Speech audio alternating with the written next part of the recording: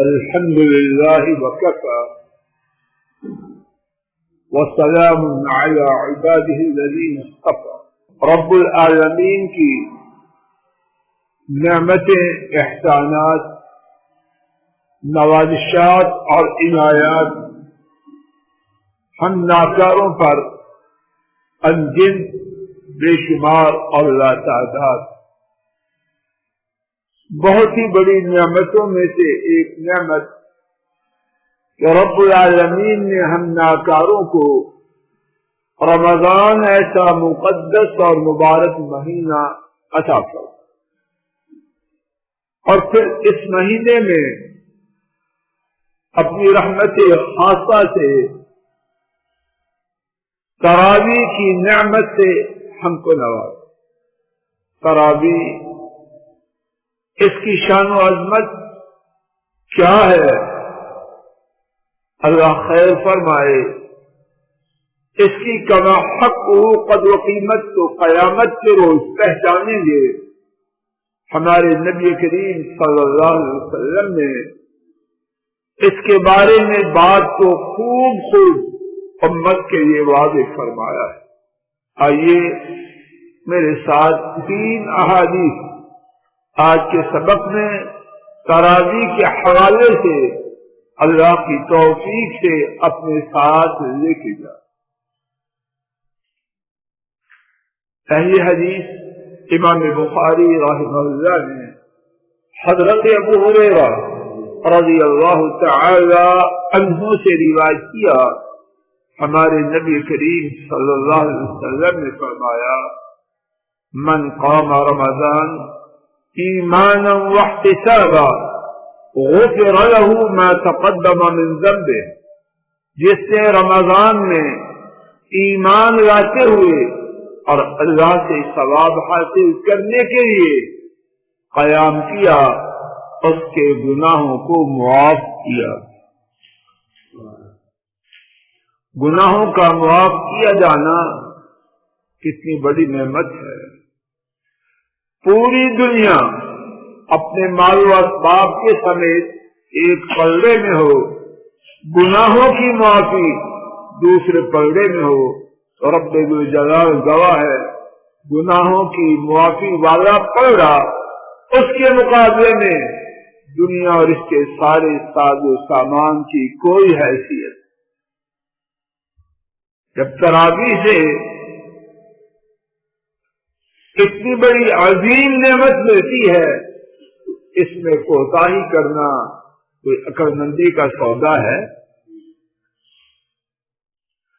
دوسری حدیث شریف حضرات ائمہ ابو داؤد، ترمذی، نسائی اور ابن ماجہ رحمہ اللہ تعالی نے حضرت ابو ذر رضی اللہ تعالی عنہ سے روایت کیا، ہمارے نبی کریم صلی اللہ علیہ وسلم نے فرمایا، من قام مع الامام حتى ينصرف كتب له قيام الليل او كما قال صلوات ربي وسلام عليه۔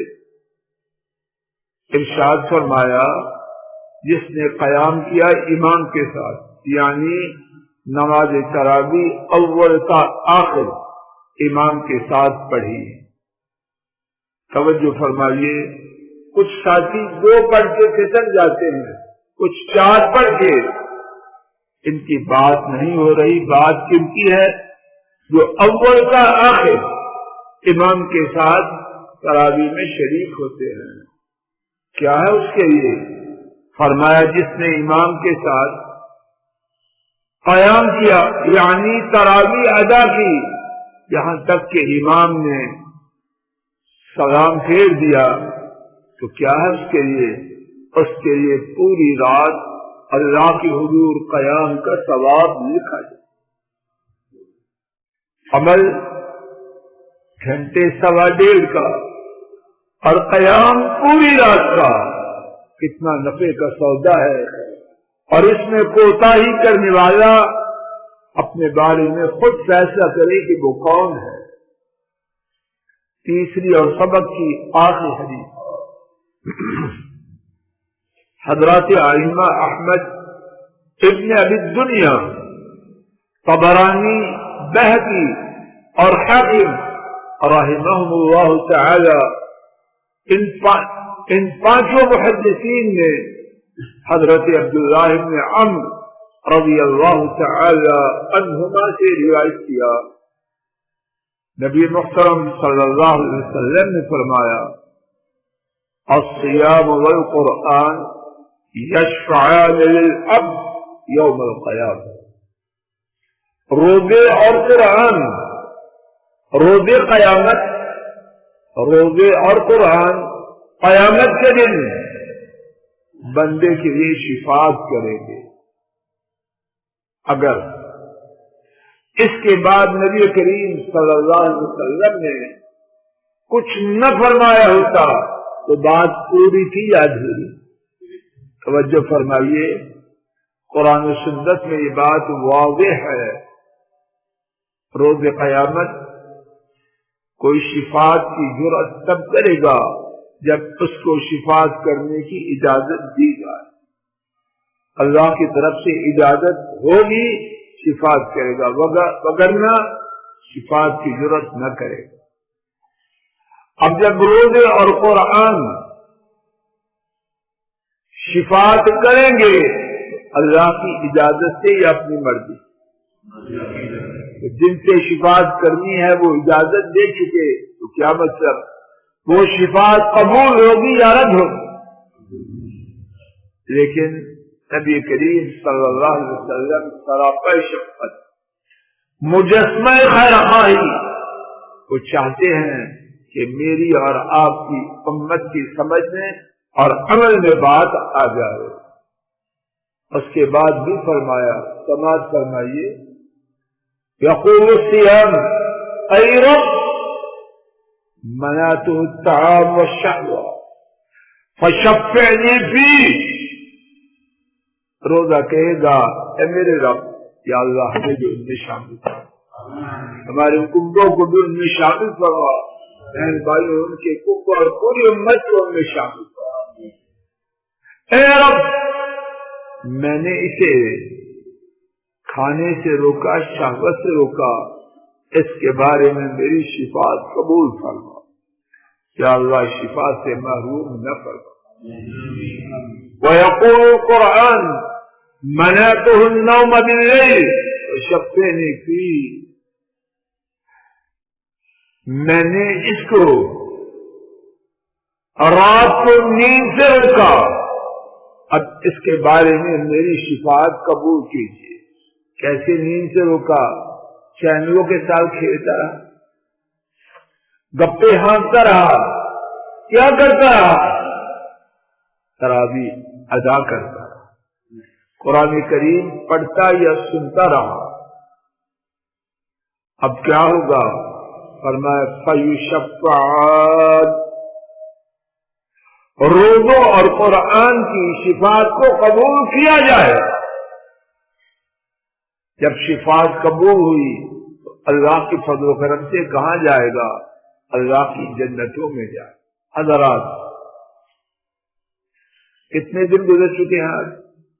12واں روزہ ہے، باقی 17 یا 18 دن، اور اتنی تراویح اللہ کے لیے۔ اس بہتی سونے کی نہر میں سونے کی کیا حیثیت؟ اس بہتی ہوئی خیر کی نہر سے فائدہ اٹھا۔ گزشتہ دنوں میں تراویح میں جو کوتاہی ہوئی اللہ اس کو معاف کر دے، آئندہ آخری دن تک بلکہ ساری زندگی تراویح میں کوتاہی نہ کرے۔ رب ذوالجلال گواہ ہے، اس نعمت کا ملنا رب ذوالجلال کے حکم سے اور ان کی رحمت سے۔ بڑے بڑے طاقتور اپنی قوت و طاقت کے باوجود 2 رکعت پڑھنے کے بعد بھاگ جاتے، کوئی 4 اور کوئی سرے سے آتے ہیں، یہ میں افورڈ نہیں کرتا۔ اللہ پاک کی اس رحمت سے محروم ہو کر اپنے آپ کو خسارے میں نہ رکھے۔ اللہ تعالیٰ اپنے فضل و کرم سے مجھ ناکارے اور آپ سب کو ہماری نسلوں کو، ہماری ہمارے بہن بھائیوں کو اور پوری امت کو آخری تراویح تک جو ہماری زندگی میں آئے، مولا کریم اس سے محروم نہ رکھے۔ اے اللہ اس سے محروم نہ رکھنا۔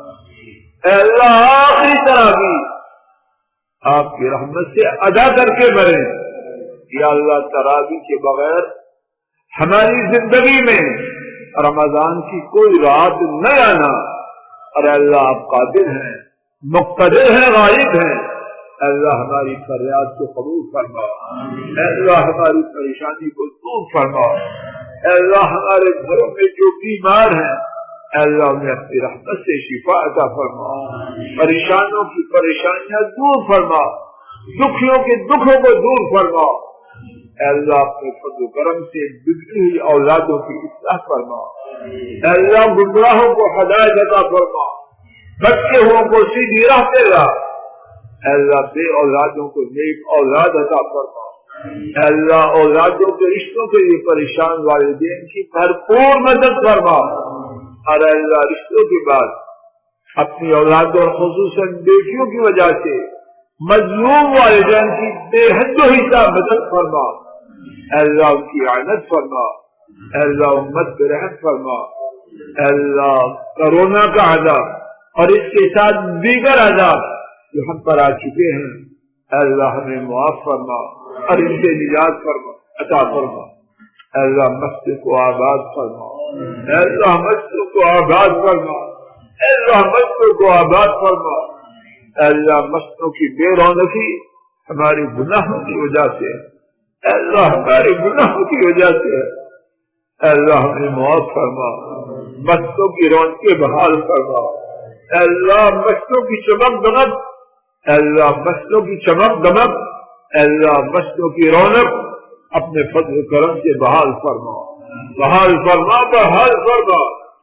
ربنا تقبل منا انك انت السميع العليم، وصلى الله تعالى على خير خلقه وعلى آله وأصحابه وأهل بيته وأتباعه